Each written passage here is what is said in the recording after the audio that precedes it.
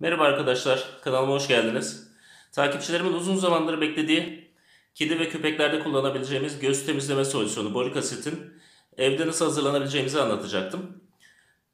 Videoyu hazırlama fırsatını yeni buldum. Size böyle de güzel bir tema hazırlamaya çalıştım. Umarım beğenirsiniz. Bu borik asit eczanelerden toz olarak alabileceğiniz halde yaklaşık 3 TL fiyatı var ve 100 gram. Bununla bayağı bir fazla litre yapabilirsiniz bunu. Pet shoplardan veyahut da veterinerlerden alabileceğiniz göz temizleme solüsyonu en uygun fiyatlısının 100 mililitresi yaklaşık 20-25 TL'dir. Ama bunu yaklaşık 1 TL'ye evde kendiniz halledebilirsiniz. Hatta 1 TL bile tutmaz.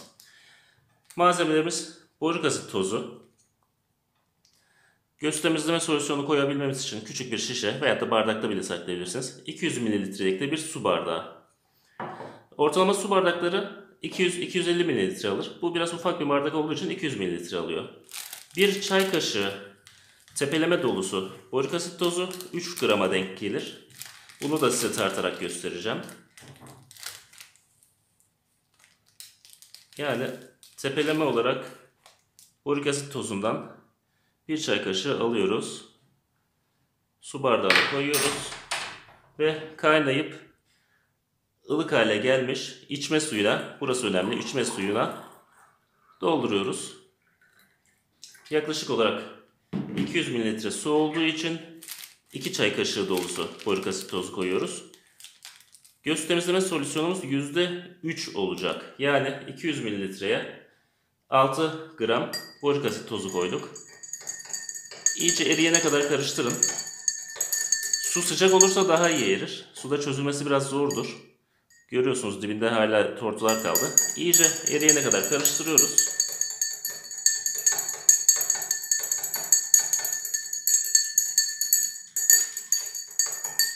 Bütün yapmanız gereken bu kadar basit.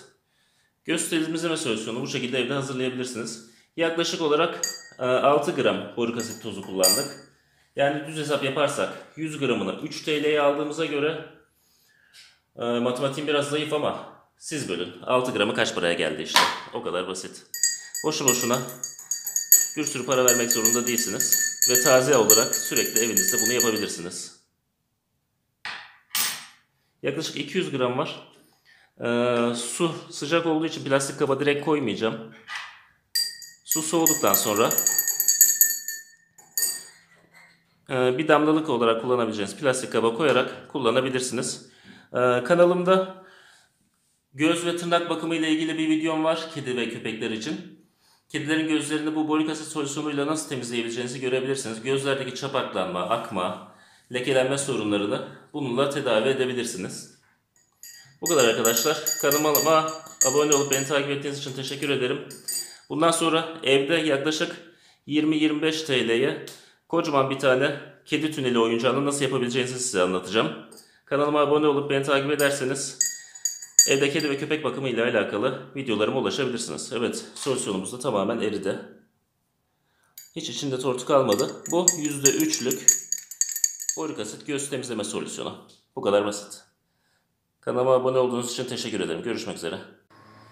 Tepeleme 1 çay kaşığı borik asit tozu tam 3 grama denk geliyor. 1 6 2 çay kaşığı 6'ya denk geliyor.